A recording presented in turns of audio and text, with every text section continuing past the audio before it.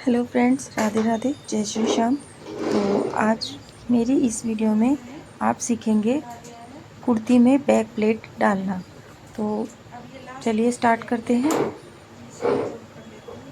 ये देखिए, ऊपर से मैंने जो 11 इंच की लेंथ ली है और कुर्ती को डबल फोल्ड कर लिया है। सिली हुई कुर्ती है ये, क्योंकि ऊपर से 11 इंच मैंने इसलिए लिया है क्योंकि ऊपर हाफ इंच मार्जिन जैसे सिलाई मार्जिन रखते हैं, तो वो मैंने नहीं लिया क्योंकि ऑलरेडी मैं कंधे स्टिच कर चुकी हूँ।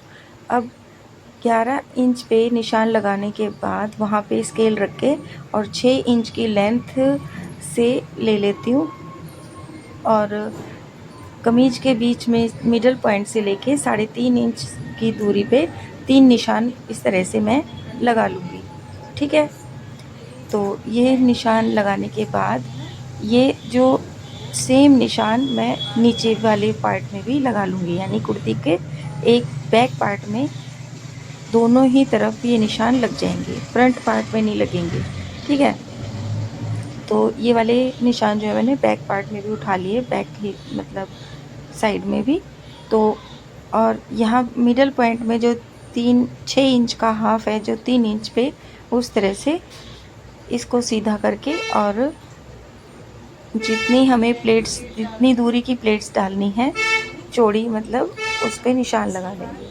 ठीक है, अब ऊपर से जो हमने निशान लगाया था, यानी 11 इंच पे से लेके और 6 इंच के इस तरह से निशान जो हमने उठाया था, ये 6 इंच का जो निशान लेके मतलब लाइन के ऊपर ऊपर हम चुटकी से इस तरह से कपड़े को उठा लेंगे और बिना हिलाए, बिना इधर उधर हिले डुले हम यहाँ पे सिलाई लगा देंगे।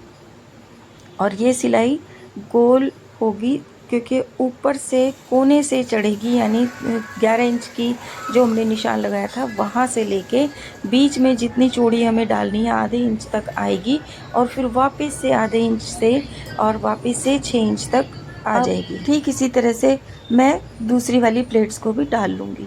ऊपर से 11 इंच से लेके और ये 6 इंच की प्लेट्स होंगी, और बीच में जो 3 इंच का है वहाँ से हम जितनी हमें चौड़ाई रखनी है बेल्ट ये प्लेट्स की, उतनी वहाँ पे लेके जाएंगे और वहीं से फिर लास्ट के कोने तक निकाल लेंगे इसको।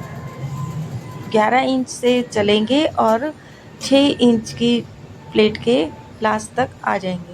तो ये देखिए, और प्लेट्स डालने की वीडियो मैं पहले भी अपने चैनल पे डाल चुकी हूँ।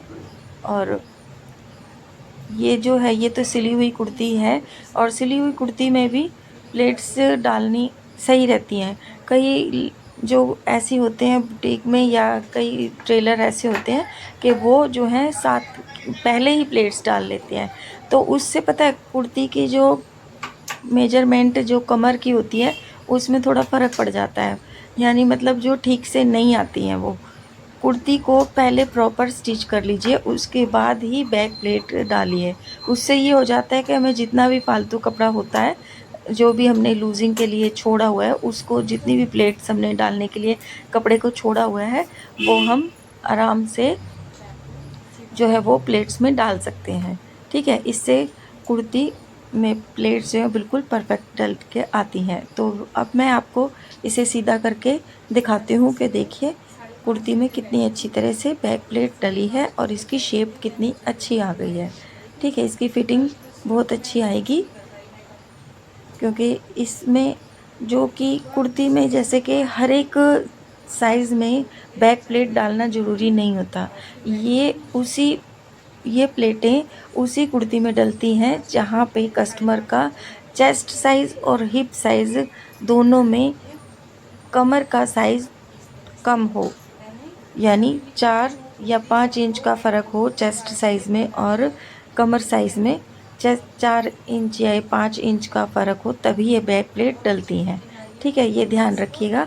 और जो कि बिल्कुल पतली लेडीज़ होती हैं, कस्टमर हैं, तो उसमें ये बैक प्लेट ज़रूरी नहीं होता डालना। उसमें साइड फिटिंग से ही हम कस्टमर को अच्छी तरह फिटिंग का करके दे सकते हैं। तो फिटिंग के लिए ही होती हैं ये, क्योंकि जो हैवी साइज़ का या चेस्ट साइज़ में और कमर साइज़ में शेप थोड़ी सी दूसरी होती है, तो अंदर की तरफ कर्व होता है, उस कर्व को बनाने के लिए हम ये बैक प्लेट देते हैं। ठीक है, तो इतना ध्यान रखिए। और ये देखिए कितनी अच्छी फिटिंग आई है कुर्ती में। ये तो पहनने के बाद ही पता लगेगा किस तरह की फ़िटिंग आई है। तो आप भी इसी तरह से फ़िटिंग कर सकते हैं अपनी सिली हुई कुर्ती में या कस्टमर की सिली हुई कुर्ती में।